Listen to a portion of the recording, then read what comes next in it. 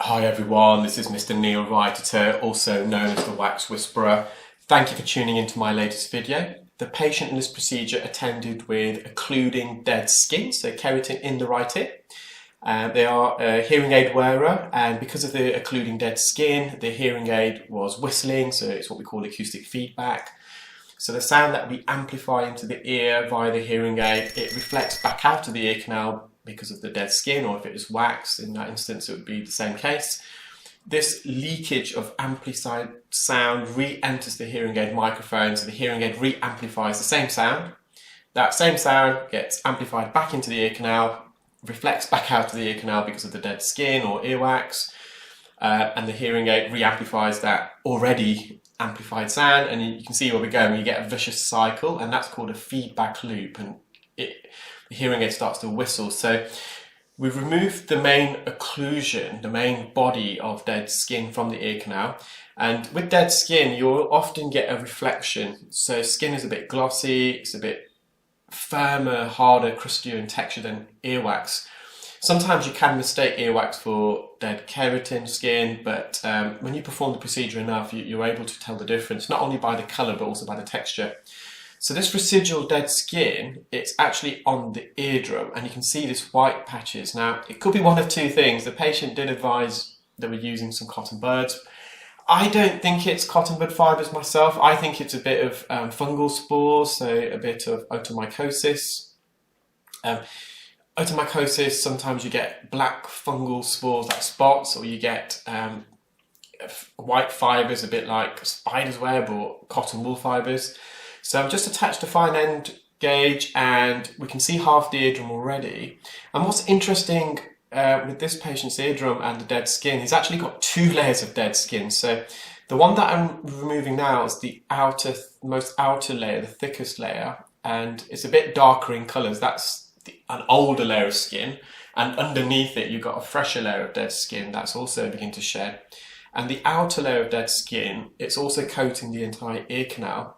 So when I went onto the eardrum, I got some of it off, but the remainder was quite stubborn. So I've decided to come back out more lateral in the ear canal and start peeling the dead skin more from the entrance and then going inwards towards the eardrum. So you can see we've peeled this dead skin, and we're on the anterior canal wall and the base of the ear canal, and I've just went all the way forwards. But where I am now, in the inferior recess, so there's a little trench, a little kind of crater near the eardrum. The ear canal dips near the eardrum. You can see I'm just gently trying to peel this dead skin up, but it's not moving any further.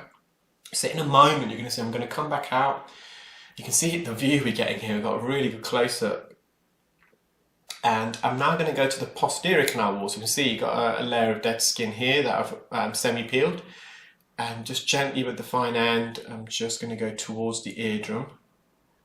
You can see I'm just slowly lifting this off the ear canal wall. We've got to be really delicate because we are on the bony part of the ear canal. So the inner 2/3 of the ear canal is made up of bone and a very thin layer of skin, about 0.1 millimeters in thickness.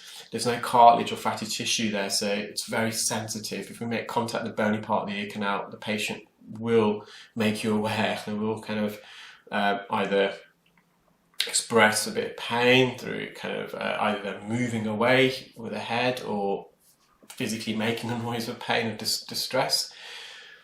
So you can see this keratin tail. I've peeled it from the back part of the ear canal, also the base, and that's off now. And there's still some residual dead skin on the roof of the eardrum, so I'm just going back in now. I'm just gently peeling it off. So this is the outer layer, and I don't know if you just saw now, this is the second layer of dead skin. I managed to remove the complete outer layer of dead keratin, but the second layer on the eardrum, I removed the majority. The rest of it wasn't ready. So the skin is still shedding, you see, so it's not fully shedded as yet. So I did as much as I can. On occasions you can see the eardrum move, so we've got to be gentle. We don't want to overdo it. We don't want to perforate the patient's eardrum. So the eardrum itself is approximately 0.1 millimeters in thickness, so it's wafer thin. So we've got to be really gentle, and I'm just peeling this thicker outer layer of dead skin off the eardrum. It's stuck centrally where the hammer bone attaches to the eardrum. it's called the umbo, and it's in the centre of the eardrum. And in that region, I often find dead skin can be a bit more stubborn to remove. So this is the second layer of dead skin. I've just done as much as I can. I'm just testing this bit of skin to see if it's ready to peel, and it's not. And that's fine. The patient's symptoms are alleviated.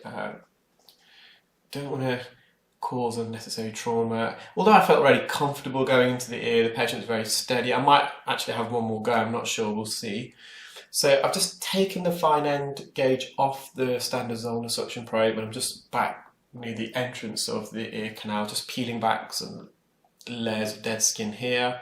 You can see it's quite a lot, it's almost like a snake skin. This patient is prone to keratin build up. They have to attend every 6 months, and the precursor for the patient is that the hearing aid starts whistling. So when the hearing aid starts whistling, they know they need their ears clean. So I've just gone back in very quickly, just with a fine end gauge, just to see if I can peel it. Again, I'm just being so gentle and cautious there. It's not ready to be removed, so I'm going to leave that.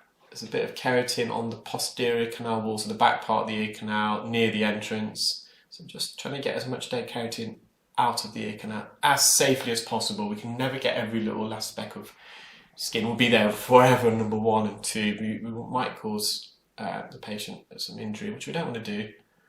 If you've been watching my videos, you can see safety is paramount, safety is first. When we perform these procedures, I know a lot of people enjoy watching dangerous stunts and kind of things that get the adrenaline pumping, but first and foremost, I'm treating these patients as patients. I know it's great entertainment value, but also it is the clinical importance outweighs any entertainment value. So you've got to bear in mind the patient's comfort at all times as a clinical ear care specialist.